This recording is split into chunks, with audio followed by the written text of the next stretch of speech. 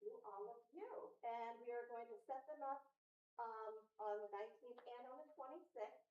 And we're going to put a little love offering jar. So if there's any books that you see that you would like, please consider dropping in a little donation there. And it goes towards keeping our center running and making everything better here.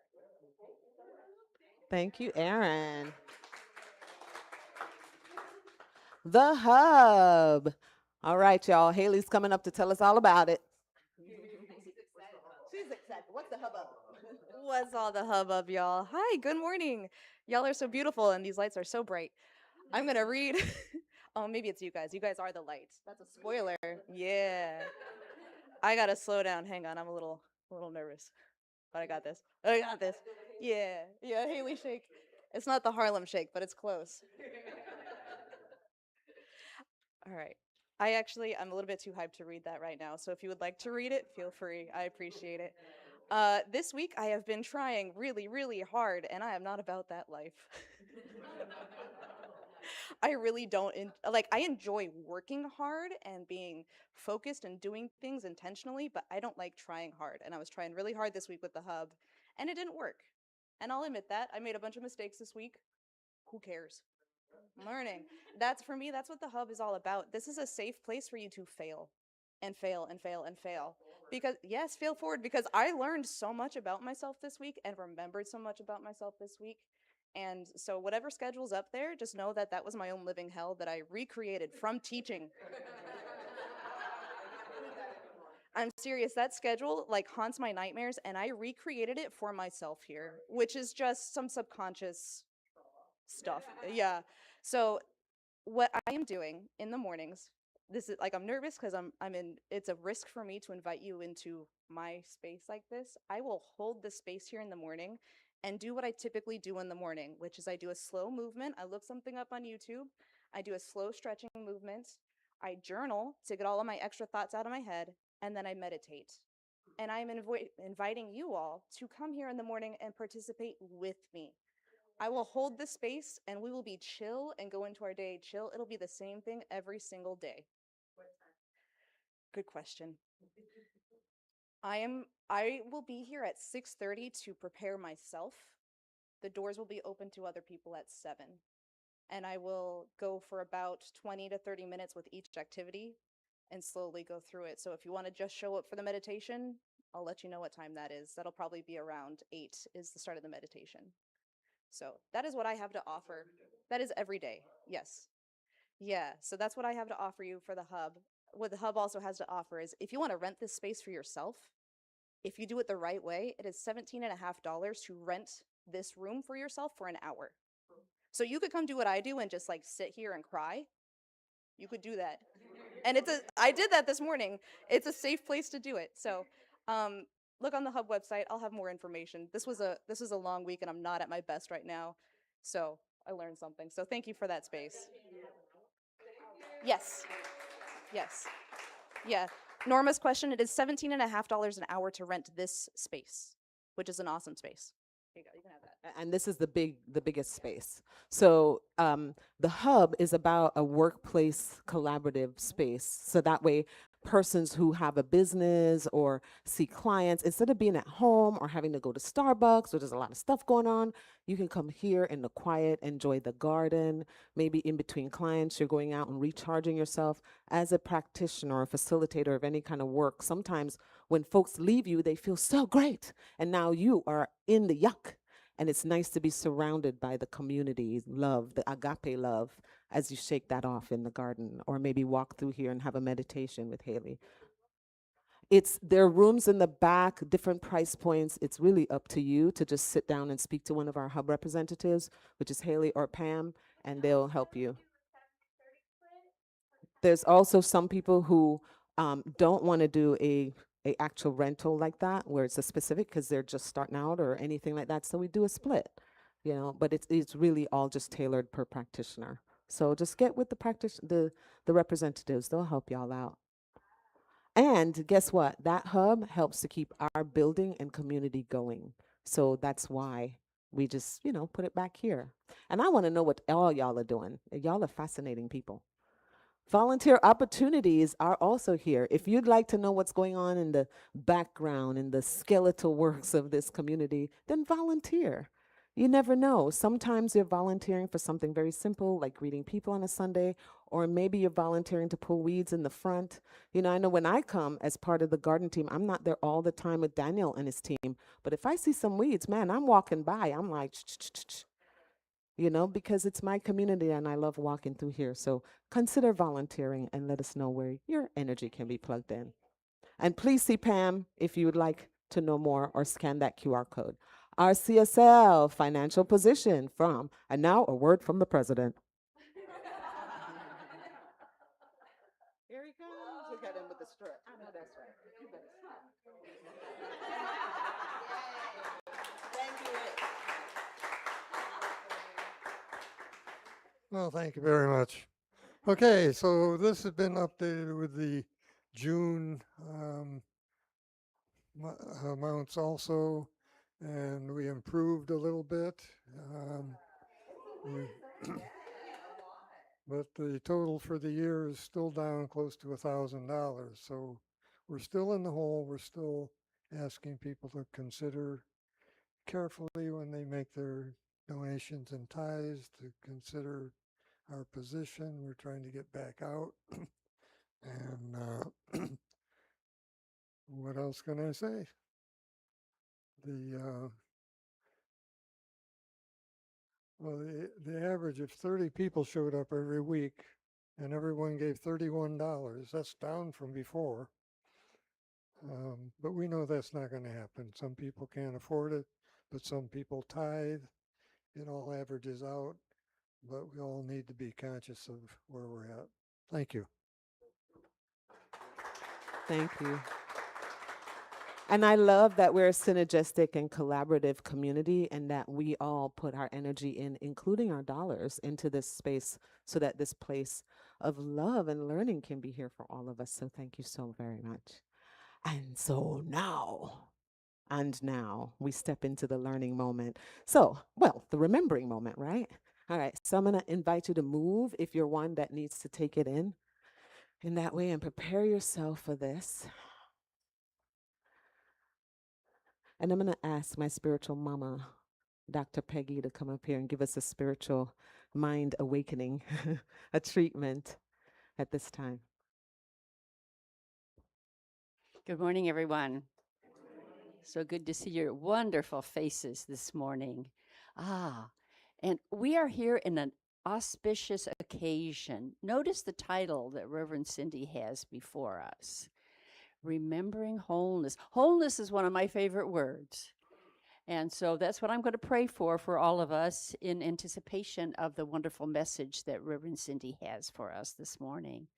I just invite us to turn within and to leave our less than thinking outside. When we walked into this wonderful building this morning, we could choose to just shake off those things that are not the truth about ourselves. And I invite us in retrospect to do that now if we have not already done it. Allowing ourselves to rise into the awareness of the truth of who we are as God in expression, each and every one. And that wonderful idea that since God is everywhere present, then all the divine qualities of God are everywhere present as well, which means they're right where we are, right now, right every moment. That wholeness, being the truth of our being, shines forth in wondrous ways. And if we have forgotten that, we have before us the wonderful words of Reverend Cindy Grimes this morning, reminding us and lifting us into that place of total awareness of our wholeness and the great good that comes from that.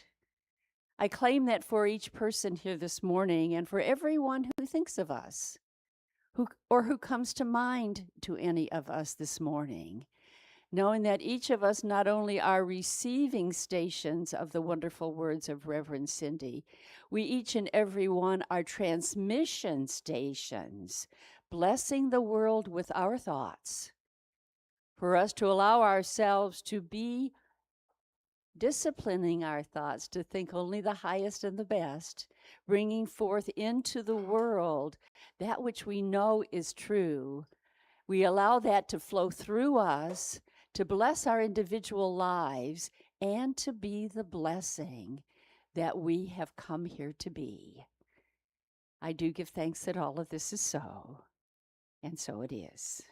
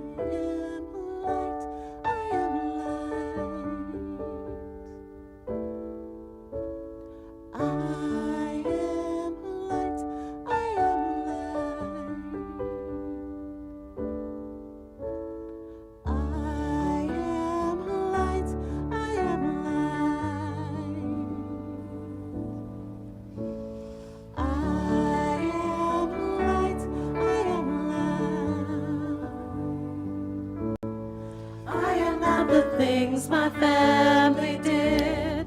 I am not the voices in my head.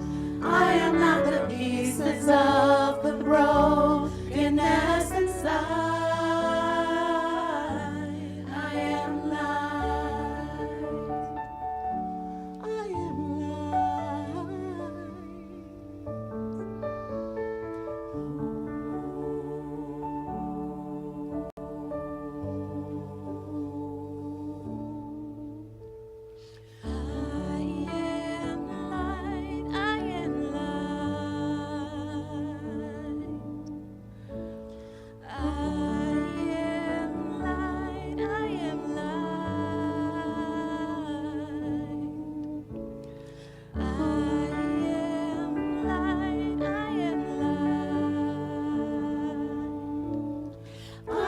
Mistakes that I have made, or any of the things that cause me pain.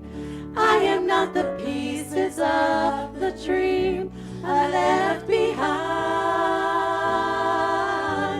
I am light. I am light. I am light. I am light. I am light.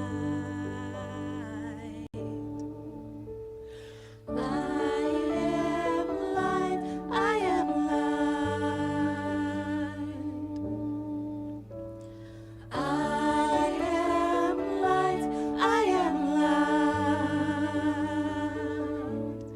I am not the color of my eyes. I am not the skin on the outside.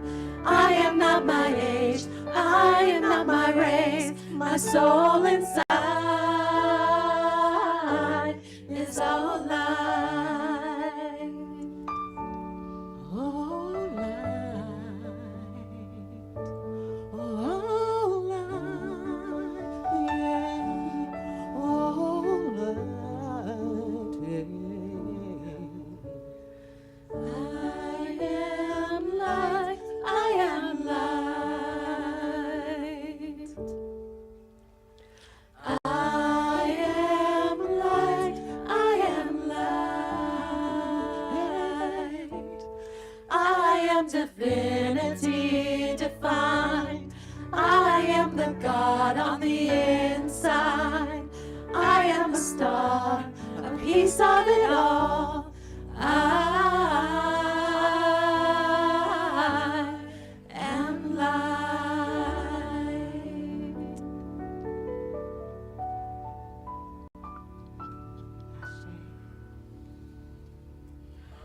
And now, our inspirator, Reverend Cindy Brown.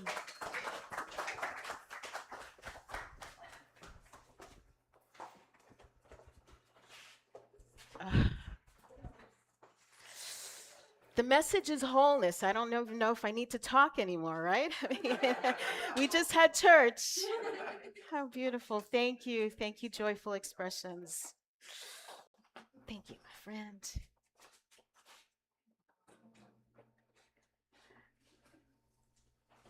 I wasn't expecting to get all choked up before I even get to talk, right?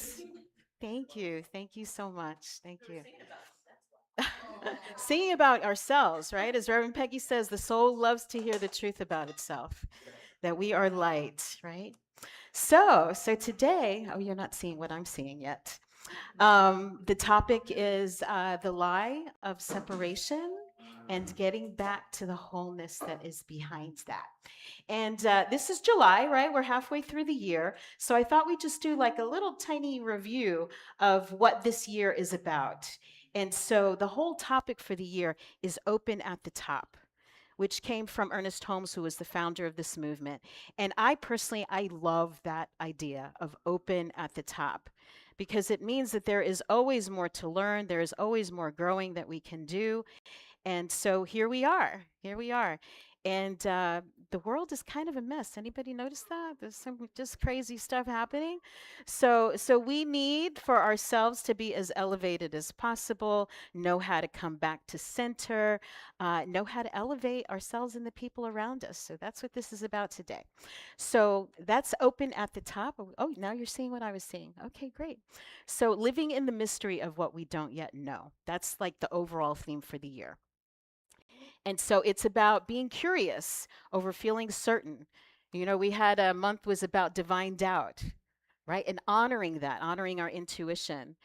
There is also questions over conclusions, staying in the question, not in the arrogance, I guess, of thinking that we have it all figured out already. Because if you're still here, you're in a body, you still have work to do. Right? We're not complete yet. Not even myself standing here in front of you. I'll just say I'm not perfect. What? And it's about having trust in the universe over living in fear. There are a lot of things pushing us into fear at the moment, right? And that's why we keep reorienting ourselves to the truth, right? That there is one power and one presence that is in and around and through all things, and we are part of that. That is a core part of our teaching. And then, so it's understanding that there's more to life than what meets the eye. So this is one of my favorite things to talk about. How do we know the things that we know? Do you ever stop to think about that? Now, if you were here at the beginning of the year, I did a whole talk around this, so this should be review, but how do we know what we know? I mean, when you really think about it, how do you know what feels true for you in your heart and what doesn't? So, how true is your BS? Belief system, right? How true is your belief system? And here's a way that you can test your BS to see if it is in fact true. Because how many of you have had some belief systems that turned out to not be true? Okay, all right. I think I'm seeing all the hands up. Good. There's some self-awareness here. Because we probably have all of us, not probably, if you're human, it's just part of the deal. So how can we know? Now, this is from one of the classes that I took in the ministerial program, a philosophy class. And the professor said there's basically 4 ways that we can know something. You can know something by observing it, right? You can look at something and other people can look at it too and say, yes, that is true. That is an observable thing. We can all agree on this. We can also reason things out.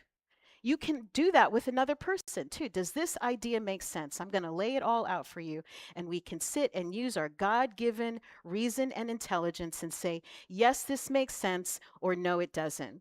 Agreed? We're good so far, right? Those are two ways of knowing. Then there is intuition and feeling. Now, that's a subjective thing. That's not something that anybody else can corroborate for you. So that can make it a little tricky for folks. But when you're in tune with your own intuition, when you really know, nobody can tell you otherwise. Same thing with the last thing, that idea of mystical knowing or direct revelation. Every once in a while, something happens that you know is true for you, that nobody else can tell you why. How do you look across the room and see somebody and realize, oh my gosh, that's my forever person? This happens to people, right? Nobody else can explain that for you. So these are 4 ways of knowing. And I would say that if you want to know if your belief system is true, if your BS is actually is accurate or not, is hold it up to those things. And hopefully it lines up with all of them. But if one of them is way out, you really need to look at that and say, maybe this is a questionable one. I'm not going to be too certain about this. Okay? So that's our playing field for today. Got it? It's reasonable, isn't it? Very good, good, good. So my favorite topic is this idea of paradigm shifts. And what is a paradigm? If you've been coming here for a while, you know what that means. A paradigm is like your worldview, a worldview. There was a time when people living on this planet believed the earth is flat. There's probably still a few people that think that now. My understanding is that there are still people that believe that, okay? But most of us have evolved from that idea. Now imagine if you thought you lived on a flat earth, how far would you travel? Probably not very far. Now some of us, there are those of us that like to come right up to the edge of everything, right? They're going to look for themselves. But when the belief is a certain thing, you just kind of roll with it. So a paradigm is like that. It's your worldview. It's not necessarily reality. Right? Like the flat earth. It's you might believe it, but that doesn't mean it's true. But it is the lens through which we interpret reality. It's the stories that we've told, the stories that we've heard that have us believe a certain way. So a paradigm shift then is a fundamental change in our underlying beliefs about what's true and what's possible. And so I think the little chick, isn't he cute? She, he, she, they. The life inside of that egg was one way. And that little chick believed that that was its life until it popped out. And then it was a whole different, freer, much more amazing reality. Yes? Now, we've all had our own versions of this, I think, at different times in our lives. There was a time when I believed in Santa Claus. There was a time when my world was limited to my backyard, the fenced backyard. And then I got my bicycle. And then I could go not only in my neighborhood, the places that I'd seen, I could take that bike and I could go other places. My whole world opened up, right? As it does when you get a car or when you travel and you get to know other people and you start, your world opens up, right? There are levels of it. So again, open at the top. We all have some growing that we can do in this area. And I love this paradigm shift. So our topic today is that illusion of separation. And that is probably the most pervasive and the paradigm that is underlying everything that is most damaging in our world right now. And so Einstein said this: a human being is part of a whole called by us the universe, a part that is limited in time and space. He, we, she, right, experience himself through thoughts and feelings as something separated from the rest, a kind of optical delusion of consciousness. See, it feels like we are very separate, doesn't it? I know what's in my mind, I know what's in my heart, but I don't know what's in anybody else's. Right? I can feel my pain, I can't feel yours. I can imagine it. Right? So we all are living like we're in these separate lives, although we keep saying there's oneness. How is that so? Do you wonder if the wave feels like it's all alone in the ocean? Isn't that interesting? There's one wave that comes and has its life, and it peaks and it crests and it goes out, and it's all part of the same ocean. So that's the best metaphor for me, to think that we are all like waves of this ocean of God, that for this moment that we're in our lifetime peaking, cresting, it feels like we're alone, but we're not. The underlying truth is that we are always whole and connected to that power and presence that is in and around and through all things. So this delusion is a kind of prison for us, restricting us to our personal desires and affections for a few people around us. Our task then is to free ourselves from this prison by widening our circles of compassion to embrace all creatures and the whole of nature. Isn't that beautiful? He was quite a mystic.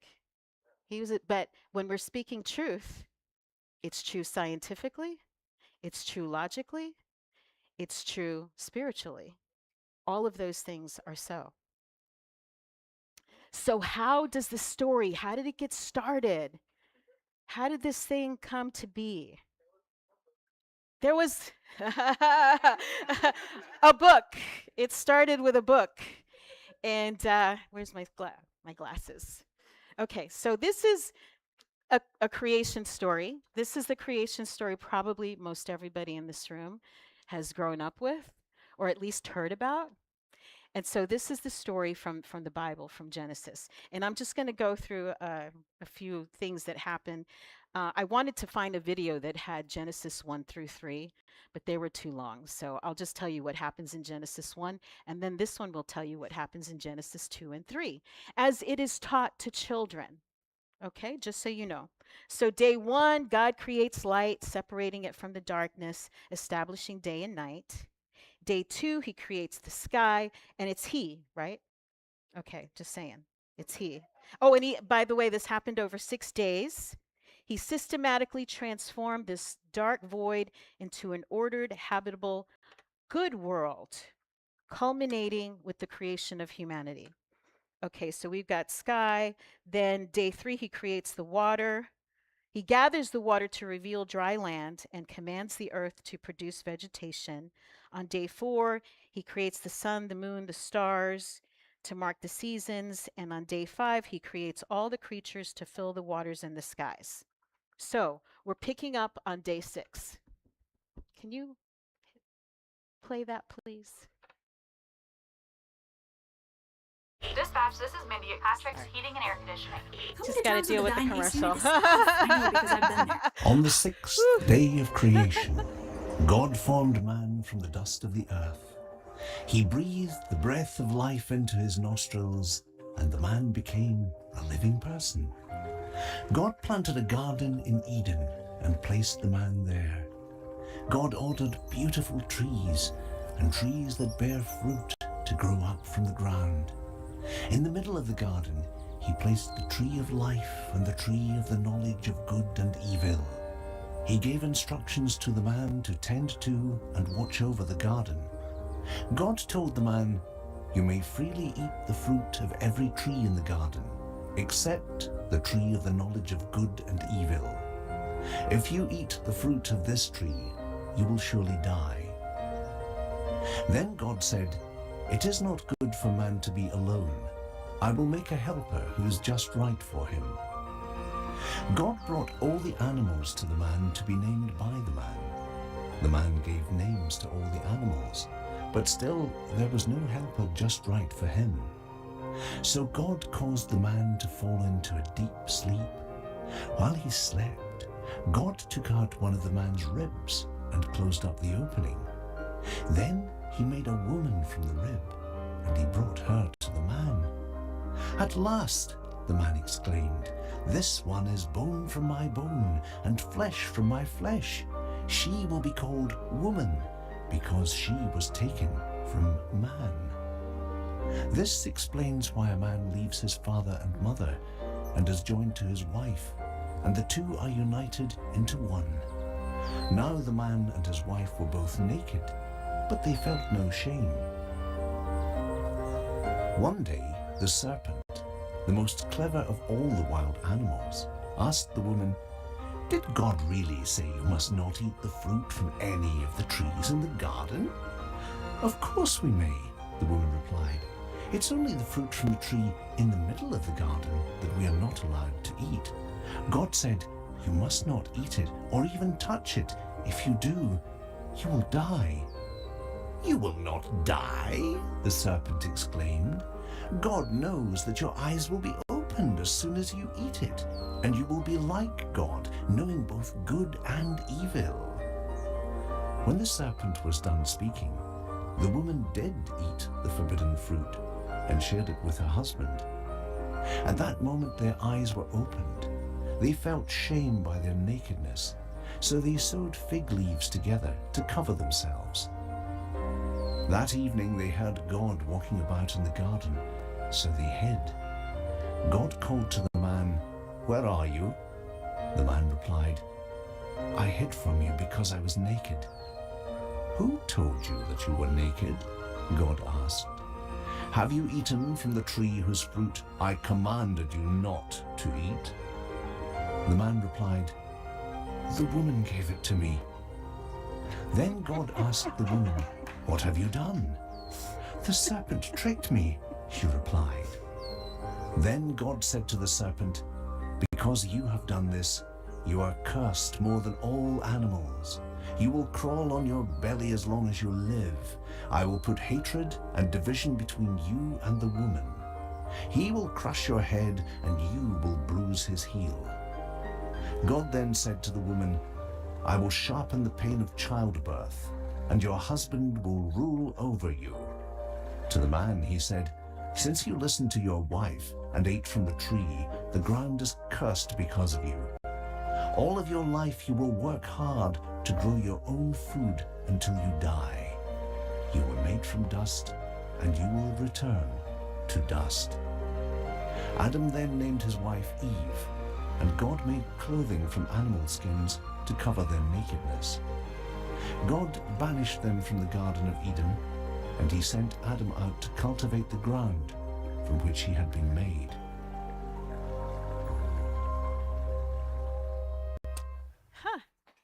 Fun story, isn't it? That's a story we want our kids hearing. Okay, so, well, we'll go over it in a little bit. What that story tells us. Any thoughts? I had a question. Hmm. Was it wrong that while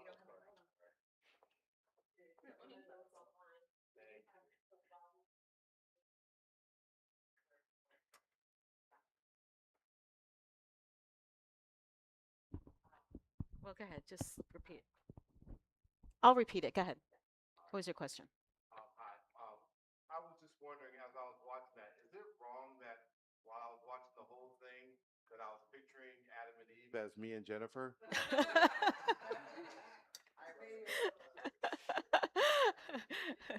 My husband just admonished me to watch my face while I showed that. That's all.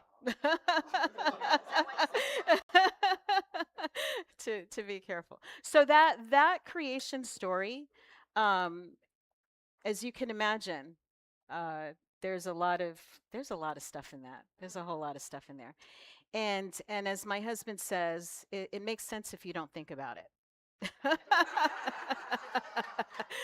Because it is what most of us have grown up with, right? And for some folks, it's been very damaging. Now, I feel very, very blessed that though I grew up in the church, that was never presented to me as fact, as history. And I know that's not true for everybody. In some places, that is preached or taught as something that actually happened. So that is creation story number one. This is a different creation story. And I want you to think about how different might our society and our world and all of us be if we'd heard this story instead. Can you hit play?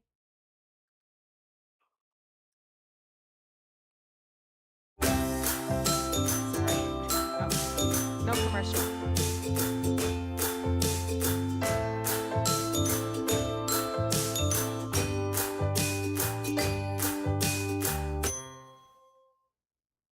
This is the Haudenosaunee creation story of Sky Woman, who fell from the unseen world and landed on Turtle Island.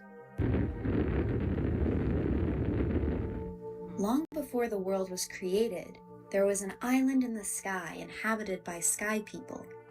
One day, a pregnant sky woman dropped through a hole created by an uprooted tree and began to fall for what seemed like eternity.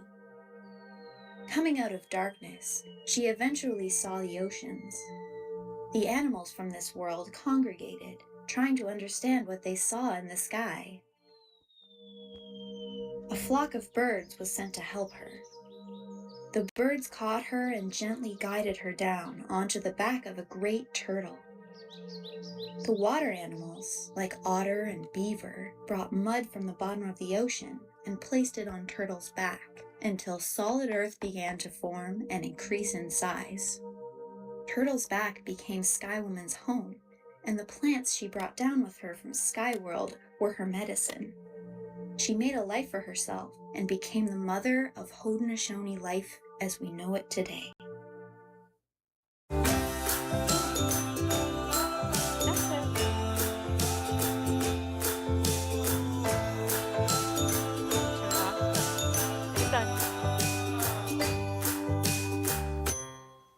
It's done.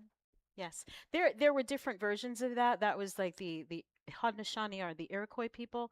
There are other versions of, of the Sky Woman story. In one of them, she's pregnant with twins and her husband gets mad and pushes her. Yeah. Well, anyway, it took me a while to find those two videos to actually encapsulate these ideas. So you look at creation story number 1, we've got separation from God, separation from nature, right? The idea of dominion, that man is the highest and the best of all and has dominion over everything. How about that original sin? Hmm. Hmm. And blaming the woman, right? The woman's role. She was the temptress. Never mind the poor hapless guy. You know, he could have said no to the apple, right? He could have said no, but he didn't. And then they're exiled. A part that a lot of people don't think about is that it says right in there that God puts Adam to sleep, but he never says he wakes him up. You notice that? Isn't that an interesting idea? Yeah. Yeah. He never wakes up. So maybe the whole thing is a dream. They forgot to tell us that too. Then we see the Sky Woman, contrast that with the Sky Woman story, and imagine what our culture would be like, because it was about belonging, right? And the cooperation of the animals that came together to guide her down. It's about giving and receiving, reciprocity, and kinship among all of the animals. They were the longer stories is they're all going down trying to dive and pull up the mud from the bottom, and only the muskrat, all the other bigger animals tried, but only the muskrat could bring up the dirt and dies in the process. So it's their sacrifice, right? And gratitude and interdependence. So think about these. They're both stories. They're both just stories, but they're stories with a lot of impact, especially for the people that have to live in it. And I would say that this is, again, that idea that we are separate from God, that we are separate from nature, that we are separate from one another, has resulted in the crazy that we're seeing in this moment, right? And that has been, right? The idea of loneliness, right? Of just, the sin, the heaviness of all of that, of being this horrible being, that needed this savior, that whole thing. I'm not going to get into that, but so here's more, right? Addiction of all kinds is part of that idea of being separate, of not feeling like enough, of not being whole. And it keeps on expanding, right? It starts in here and then expands there. Because when you feel separate, then there's competition and there's scarcity and there's violence. And then the violence escalates. Oop, let me bring that back. Do you know that I don't even know what the number is of how many Native American women now have gone missing? And they don't make it's not the big story that you would think it is. It's not any story. So this is a campaign of Native women with the red hand over the face, right? Of the violence that is happening to women. not just Native women, but all over the world. Did y'all see this from last week?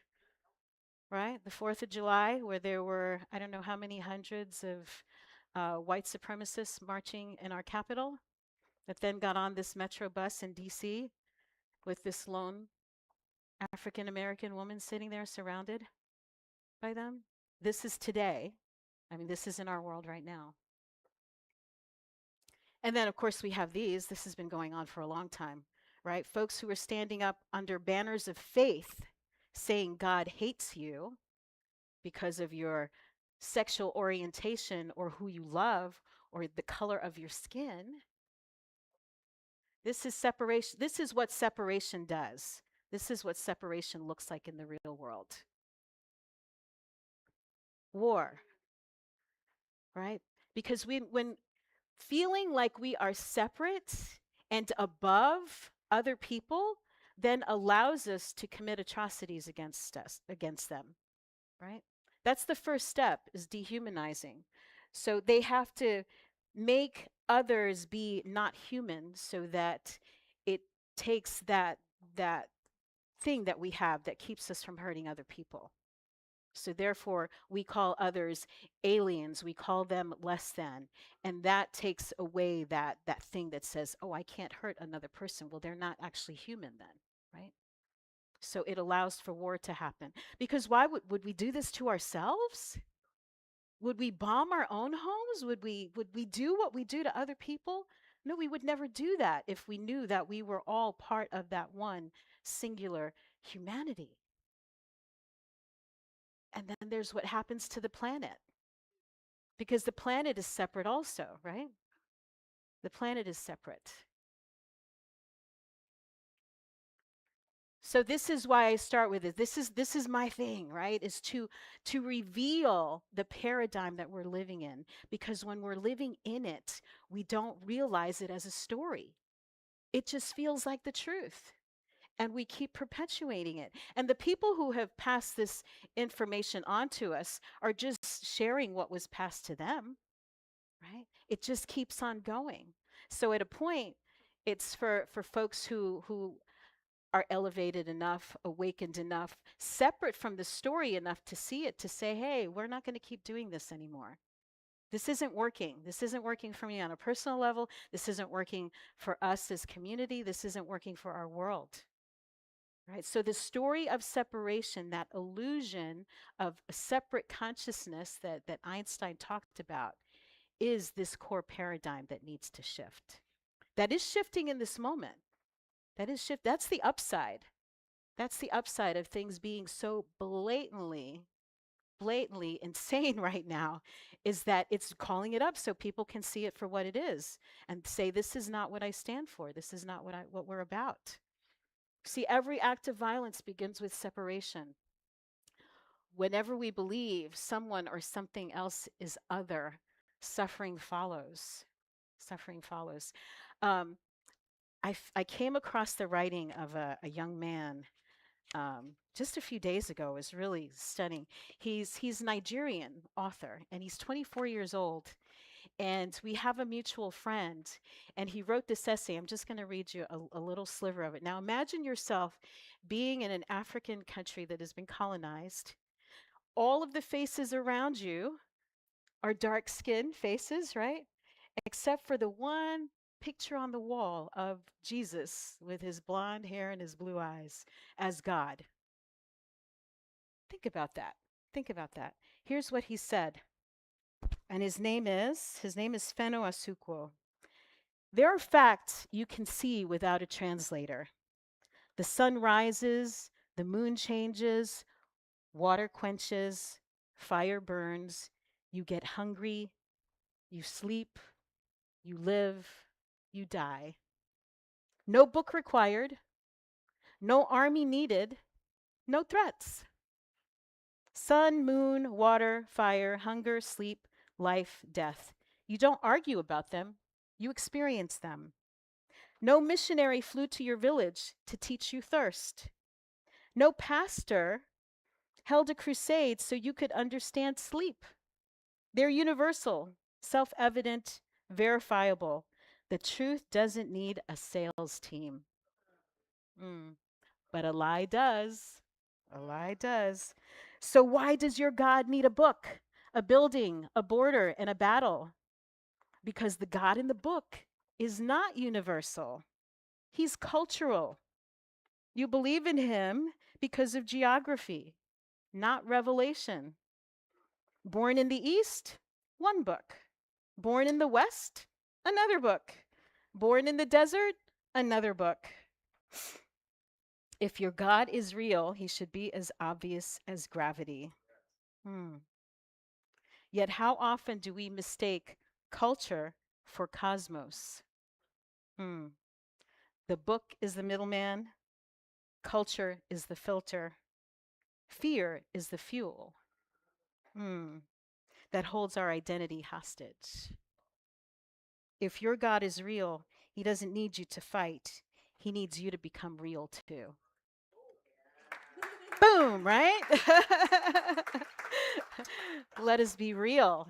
Let us be real. And it takes some courage to stand up against the grain, right? The flow, everything is telling you it's this way. Sometimes it takes courage to stand up and say, no, I'm not buying that. I'm not buying that. This is from Ernest Holmes, the founder of this movement. He says, we are the forerunners, breaking down barriers of race consciousness, the accumulated effects of misconceptions, and the fears of the universe in which we live. Fear is a great way to control people, right? Therefore, living in love, living with joy is a wonderful rebellion, right? And it feels good. It feels good. It's not wasting your life, right? It's living as we came here to live. And I want to say something else before it's just coming back into my head right now. When these paradigms are revealed, when you realize that you've been living within a fabrication, right? Whether it's massive like this is, or just the one like a betrayal, a personal betrayal, it's painful. It's painful. You can feel embarrassed, right? You can feel angry.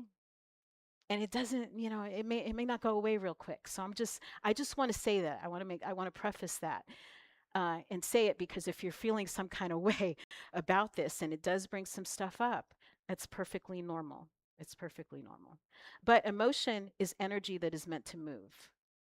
So you feel it, get it out of your system, however you need to do it, pound on some drums, right? Hit a bag, where's Haley, right? hit those pads, do something to move that energy, write, sing, run, whatever you need to do, just let it move through. Because on the other side of it is freedom, like the chick busting out of the egg, right? So just stick with it. If it's making you a little uncomfortable, that's okay. You're in the right place. You're in the right inquiry. Just write it out, right? Just write it out. As we free ourselves, we are helping to free the whole human race because we are all connected. Right? So your elevation elevates me. My elevation elevates you. As we come into freedom, we are freeing everyone. We free the whole human race from the bondage of fear, ignorance, suspicion, and thoughts based on what the past has brought forth. The past is dead. But we are alive, here and now. So we get to live a different story, a story that makes sense from observation, from logic, from intuition, and from your direct revelation. Right? The power of a paradigm shift is the essential power of quantum change. It's a quantum, I'm telling you, it's a quantum leap. When you come out of that eggshell, when you own, you can never go back. There is no going back. A transformation is utter and complete. The past is gone. It is irrelevant as we move into something else. So whether that shift is instantaneous and slow or deliberate process, or it happens like this, and it can happen that fast, right? The scales fall away from your eyes and you see a whole new perspective, right? And maybe there's not pain. Sometimes there's just the joy of, oh my gosh, I knew that was a bunch of crap. I knew that was a lie. right? And the truth sets you free. The truth sets you free. So maybe nothing is missing. This is the idea of our wholeness. Maybe nothing is missing. Maybe nothing is wrong. Maybe everything is unfolding exactly as it needs to for what we need to learn and what we came here to do in this life, right? Maybe what we've been seeking for has been here all along. You know, maybe you don't need that other job, or you don't need that partner, or you don't need to lose 50 pounds, or you don't need any of that. What you need is already here so that you can live the biggest, best life that is yours to live, that only you can live. The spiritual journey isn't about becoming whole, it's about remembering that we already are. Yeah. Yeah, breathe that in, right? Whew, breathe that in.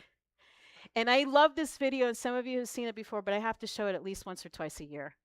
And we're halfway through the year. So here's your reminder to experience this from a more objective space. The truth of our oneness.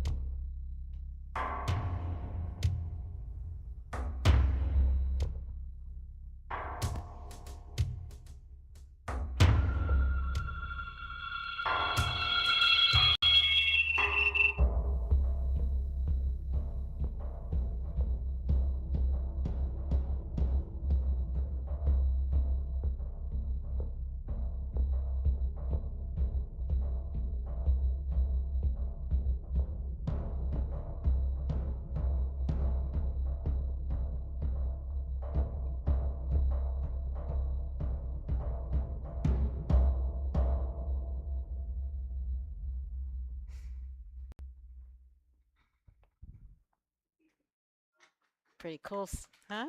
Yes? The kingdom of heaven lies within. Yes.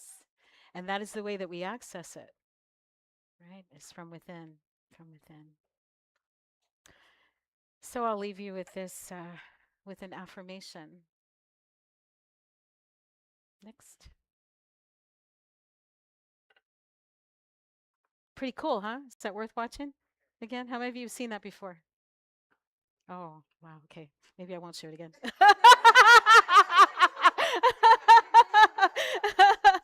But But it does make the point, yes? Yes, it does, right? And so I'll leave you with this affirmation. Don't hit it yet. Okay. Scroll back up, Rich. Just one more thing. Just be just before that, go back one more. Oh, I can go back. There we go. There we go. So this is my invitation. What? That was it. That is the affirmation. That is the affirmation. Yes. And so this is the invitation, is to see with new eyes, to see through the eyes of love, to see through the eyes of connection, to see through the eyes of oneness. I see with eyes of love. I live with a heart of compassion and remember the wholeness that has never been lost. Right? It is always there, no matter what anybody told you, no matter what you may have come to believe about yourself. The truth is that you are inseparable from the power and presence that is in and around and through all things. Inseparable, just like the wave in the ocean. Right? So I'll invite you to say this affirmation along with me. I see with eyes of love, live with a heart of compassion, and remember the wholeness that has never been lost. And so it is, and so it is. All right. So I think our Joyful Expressions is another song. Maybe. They do that, Cortisol you leaving know. the body. They do that sometimes.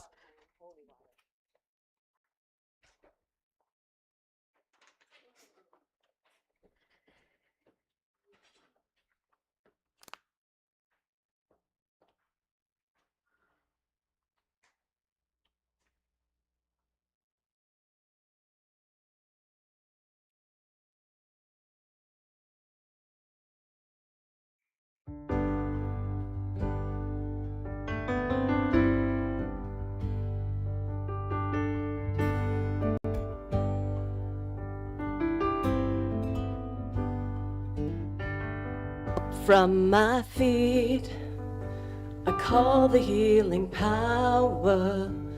Up from my feet, I draw it to my heart. It's already here.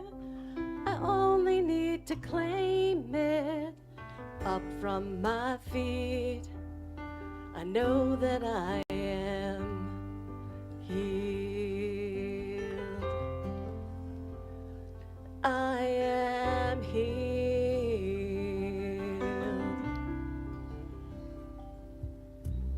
In through my hands, I call the healing power. In through my hands, I draw it to my heart. It's already here. I only need to claim it. In through my hands, I know that I am healed. I am healed.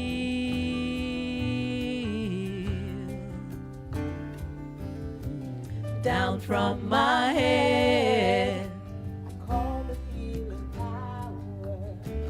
Down from my head, it's already here. I only need to claim it. Down from my head, I know that I am healed.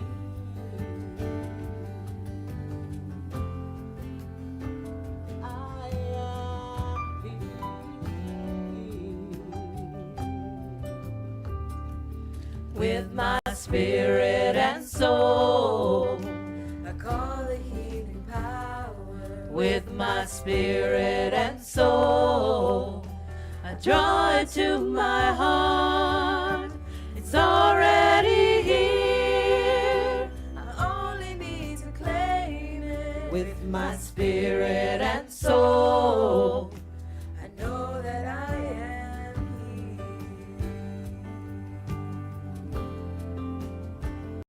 I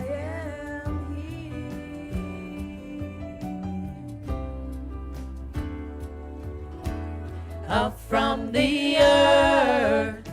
I call the healing power up from the earth. I draw it to my heart. It's already here. I only need to claim it up from the earth. I know that I am healed.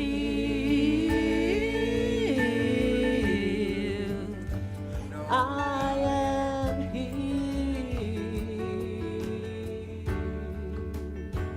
Gonna send it back to the earth.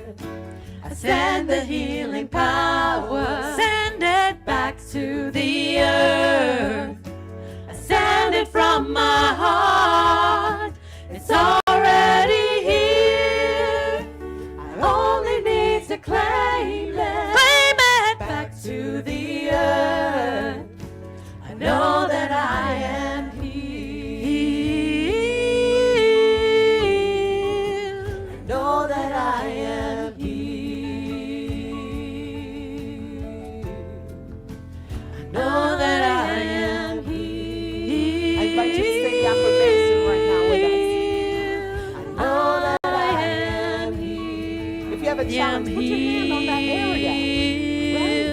I know that I am healed. I am healed. I know that I am healed. I am healed.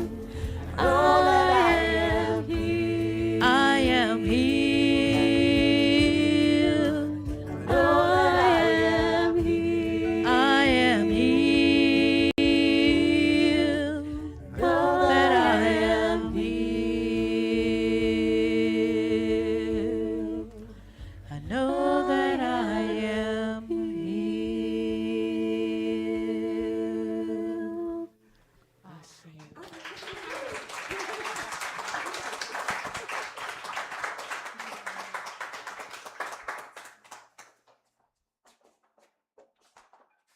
That's great. Well,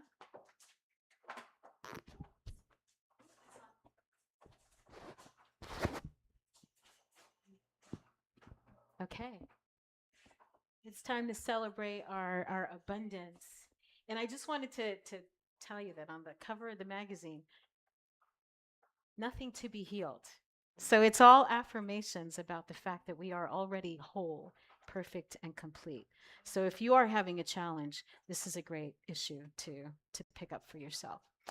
So this is the time that we celebrate our abundance and we give thanks and we pay it forward, all of the blessings that we get here, and help this place continue to thrive. And so I'm going to invite you to say this affirmation along with me. It is the nature of life to give of itself, as it is the tree's nature to bear fruit and the flower's nature to bloom. It is my nature to share the gifts of my time, talent, and treasure. I participate in the divine flow of life, giving generously and receiving abundantly. I am blessed. I am a blessing. I am grateful. And so it is. And so it is. And so the baskets are going around with Aaron and Pam.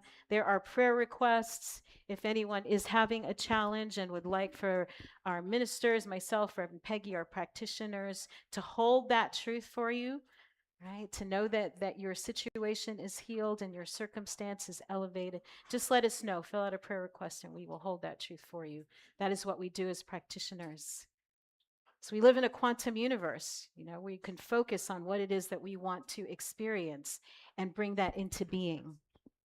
Yeah. Okay. All right. Prayer requests are coming around. What's that? Yes, lots of ways to give here. If you don't have cash, we take money all kinds of ways. You can text to give, and that number is 352-320-5110. You can scan the QR code. You can give money in the vestibule with your credit card. We take it all kinds of ways. So, yes, just give, and we appreciate it, and know that it goes for good things, good purpose. We're like to the bone here.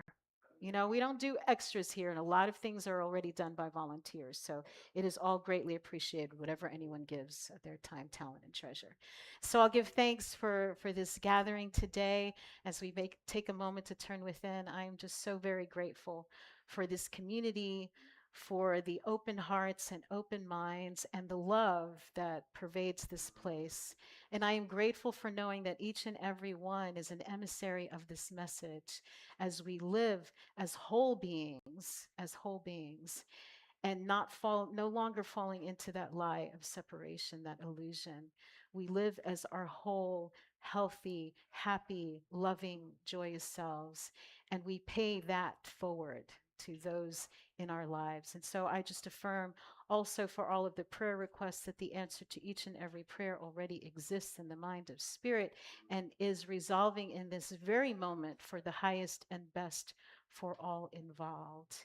And so I give thanks again for this time today, for this divine appointment that everyone here has kept, knowing that we are all better for our time together. And I release these words with joy and gratitude. And so it is. So it is. Awesome. Awesome. Okay. Do we have any announcements, anything that needs to be said before we close out? It's July. Happy birthday, July. I know we have at least one July birthday. We have another. Stand up if you have a July birthday. In fact, come over here. Come here. Come here. Come here. Yes, come up here and let's sing. Okay. You ready? Come on, come on.